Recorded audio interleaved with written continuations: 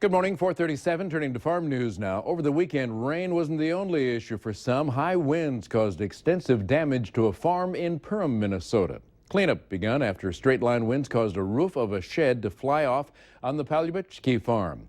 The debris landed on a neighboring building owned by the Perham Co-op propane plant. That caused minor damage to the building. The wind carried tin, boards, insulation, and more onto County Highway 80. Power lines in the area also fell, leaving a portion of the city of Perham without power. No other damage reported in the area. A group opposed to the proposed merger of South Dakota wheat growers and North Central farmers into one cooperative have formed the Anti-Merger Alliance. One of the group's leaders say they support cooperatives but have concerns with this proposal. Dwayne Bossy of Britain said the merger doesn't leave a lot of competition out there. The Anti-Merger Alliance group has grown to about 75 members. We won't know officially until June what the actual acreage of planted crops is, but the guess is farmers put in more corn and less soybeans here in the valley than what USDA predicted back in February. With the early spring, it's likely more wheat also went in the ground, and one area agronomist says that's a good thing. I think there was a little more wheat that got put in early, and I think there was a little more corn that got put in early, but they all just pulled away from the bean acres that were probably over-exaggerated in the first place. So I think we're going to be right at our normals, and I think that's a good deal because we need rotation. That's a good thing. I think we got some wheat into some ground that hadn't been in wheat for a while. Mark says with the rain and eventual warm-up, it will pay to foliar feed crops this season. Big announcement from Sioux City will change the economic future and landscape of that city. A nearly $300 million pork processing facility coming to town. City leaders and company officials say this will be a state-of-the-art facility that'll be a game changer for the Siouxland area. Pork processing plant, a joint venture between two pork-producing companies and the city of Sioux City, be built on this 250-acre site that the city owns right now, the Bridgeport West Industrial Park, just north of Sioux Gateway Airport. The companies Triumph Foods and Seaboard Foods will build the plant, which will employ about 1,100 people, processing 10 to 12,000 hogs a day, about 3 million a year. We're going to continue to lose population. We're going to continue to have a problem with our school system. We're going to continue to have high taxes and all those sort of things if we don't find these type of projects to locate in our community. We need jobs in this community. We need tax base. We need water and sewer users. So I would hope that they would see the benefit of this particular project. If the financial packages, sale of the land, and application process goes through, preparations to the land could begin this fall, and the first hogs could be processed in the late summer of 2017. Some little green circles, not your typical Iowa crop, are making some serious green cash for an Iowa farmer.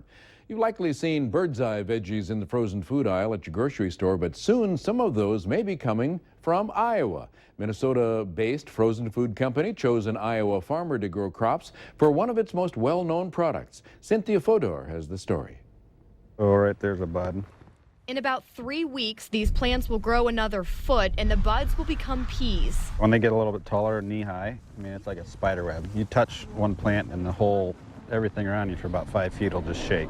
It's a somewhat unusual crop to grow in Iowa that Brian Young even has a hard time explaining to some of his friends. Peas, like peas you eat, or they're kind of confused. He started planting peas 2 years ago. It's pretty unique. It's a lot of fun. After the well-known frozen foods company Bird's Eye asked to contract his land. You go in the store and you see a bird's eye peas, like those are probably our peas in there. Young gives the plants a little TLC up until June, when Bird's Eye comes back.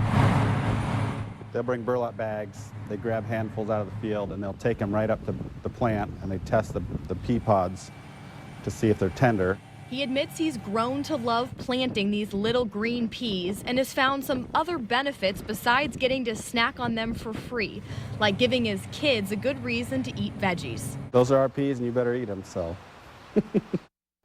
Every March, Bird's Eye officials plant about 600,000 seeds per acre on his family's 400 acres of land in Stratford, Iowa. When you go to the grocery store, a bag of Bird's Eye peas weighs a pound. Young's farm produces about 34,000 of those bags. It's 4:42, time now for Iron Monday, the latest machinery news brought to you by Dagelman, inviting you to take a look at their Pro-Till field cultivator. Before the rain, farmers were spraying. When the rain quits, farmers will definitely be spraying for weeds and tank mixing other products. Let's take a look at one of the new sprayers out there that's painted blue.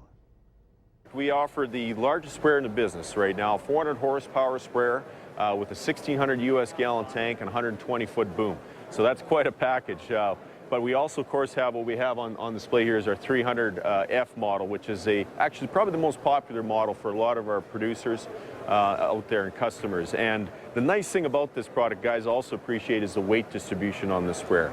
I mean, the weight load on each tire is equal, all the way around, all your four. So there's no need to put duals on the back axle, that sort of thing. The tank is mounted right in the center of the sprayer, and no matter what's in the tank, it's 50-50. So it's a great feature on the sprayer a lot of customers appreciate.